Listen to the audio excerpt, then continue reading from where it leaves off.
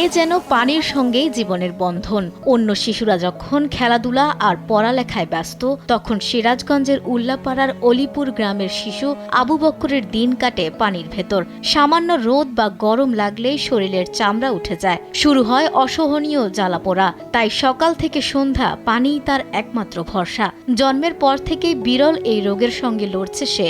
সন্তানের এমন অবস্থা দেখে বাবা পরিবার ছেড়ে চলে গেছেন, এরপর আর কোনো খোঁজ নেননি। আর সামান্য আয়ে সন্তানের চিকিৎসার স্বপ্ন বুকে নিয়েই লড়াই করছেন মা আলেয়া খাতুন। নানি ও সমাজের বৃত্তবানদের সহায়তার আবেদন জানিয়েছেন। আমি পারিনি, আমাকে সবাই একটু সহযোগিতা করেন। আমি আমার সন্তানকে বাঁচার মতো একটু দেন। আমার সন্তানটাই আমার ভবিষ্যৎ।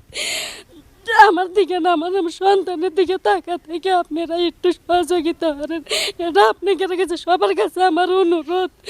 নাতির গারো হইরম ফাইটিয়া যায়, রক্ত বাড়ায়, পানির মতন দিন রাত বাড়া নেমে থাকে। মাও চিকুর ফেরে কান্দে যে আমার সল মরিয়া যাবো ঠান্ডা নেগে। এইভাবে মাও করুণা হইরে হইরে কান্দে। তা বাদে সবাল ওই যখন দেখলো যে রোদের তাপমাত্রা কমিল, তখন পানির মতন উঠে আসে। রোগটি সম্পর্কে মানুষের অজ্ঞতার কারণেই সমাজ থেকেও অনেকটা বিচ্ছিন্ন হয়ে পড়েছে এই মা ছেলে। অনেকেই তাদের কাছে যেতে ভয় পান। তবে স্থানীয়দের বিশ্বাস, দ্রুত চিকিৎসার ব্যবস্থা করা গেলে হয়তো অন্য শিশুদের মতো স্বাভাবিক জীবনে ফিরতে পারবে আবু বক্কর। ওই ওবার দেখে আবু বক্কর হাতে কেউ খেলে না, আবু বক্কর হাতে কেউ মেশে না। মাও খুব অসহায়। আপনারা দয়া হইয়া আবু বক্করের জন্য কিছু সাহায্য করেন। এমন একটা অসুখ ছোট থেকেই ওর দেহে সবাই ঘৃণা করে, খেলাধুলা নেয় না, কোনো মানুষের মধ্যে গেলে পারে তা বসতেই দেয় না, সরা দেয়, সব দূর দূর করে সরা দেয়। এই জন্মের থেকেই সওয়ালটাই এইরকম হয়েছে। গর্বের থানার বাবা কেভাবে পলা গেছিলে, সওয়ালটা কেভাবে মানুষ হয়, জ্বালাপোড়া ভরে, মা গেলে কত দুঃখ, নানি গেলে কত দুঃখ, এই দুঃখের সীমা নেই কে। আবু বকর জন্মের সাথে সাথে আবু বকরের এই শরীরের আকৃতি দেখে, এই অসুস্থ বাচ্চা দেখে আবু বকরের বাবা আবু বকরের মাকে সাথে সাথে ডিভোর্স দিয়ে দেয়। তখন থেকেই এদের একটা সংকটপূর্ণ জীবন শুরু হয়ে যায়।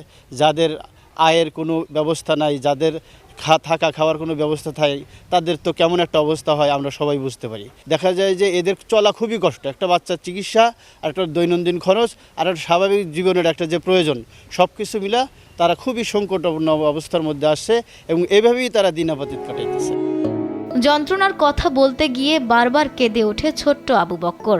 দেশ টিভির ক্যামেরার সামনে নিজের কষ্টের কথাই তুলে ধরেছেন সে। তার একটাই আকুতি, যেন এই যন্ত্রণার জীবন থেকে মুক্তি মেলে।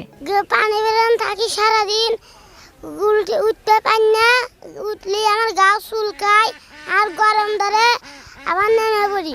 আমি একাই বাসতলা বসে থাকি, কেউ আমাকে খেয়ালও না। চিকিৎসক জানিয়েছেন আবু বক্কর ইকথায়োসিস নামে বিরল এক চর্মরোগে আক্রান্ত। দেশে এ রোগের নির্দিষ্ট কোনো চিকিৎসা নেই, তবে নিয়মিত পরিচর্যা ও প্রয়োজনীয় চিকিৎসা পেলে কষ্ট কিছুটা কমানো সম্ভব। মূলত এই রোগে যেটা হয় সেটা হচ্ছে যে ত্বক যে আছে অতিরিক্ত শুষ্ক হয়ে যায়। এই শুষ্কতার জন্য এই চামড়াগুলো ফেটে ফেটে যায়। মাসের যে আঁশ যেরকম ওঠে এরকম ওঠে, যার জন্য এর ওইরকম স্পেসিফিক ট্রিটমেন্ট এখনও ওইভাবে আবিষ্কৃত হয়নি। তবে এটাকে আরামদায়ক করার জন্য অথবা কমানোর জন্য সাধারণত ত্বকে ময়শ্চারাইজার টাইপের ক্রিম অথবা ভ্যাসলিন, পেট্রোলিয়াম জেলি এই টাইপের জিনিসপত্রগুলো লাগালে রোগীগুলো একটু আরামে থাকে। পাশাপাশি পরিষ্কার পানি দিয়ে এই টাইপের জিনিসপত্রগুলো দিয়ে পরিষ্কার করলে রোগীটা একটু আরামে থাকে। এদিকে উপজেলা সমাজসেবা অফিস প্রয়োজনীয় ওষুধ ও ভাতা কার্ডের ব্যবস্থা করার আশ্বাস দিয়েছে। ইকথায়োসিস নামে বাংলাদেশে একটা বিরল রোগ। এই রোগের চিকিৎসা হয়তো বাংলাদেশে আছে কিনা আমার ঠিক জানা নেই। তবে যদি তার বাবা মা চিকিৎসার্থে যদি কোনো সাহায্য সহযোগিতা চায়, আমরা তাদের সাহায্য সহযোগিতা করতে পারবো। ওষুধপত্র কিনে দেবো সমাজসেবার পক্ষ থেকে।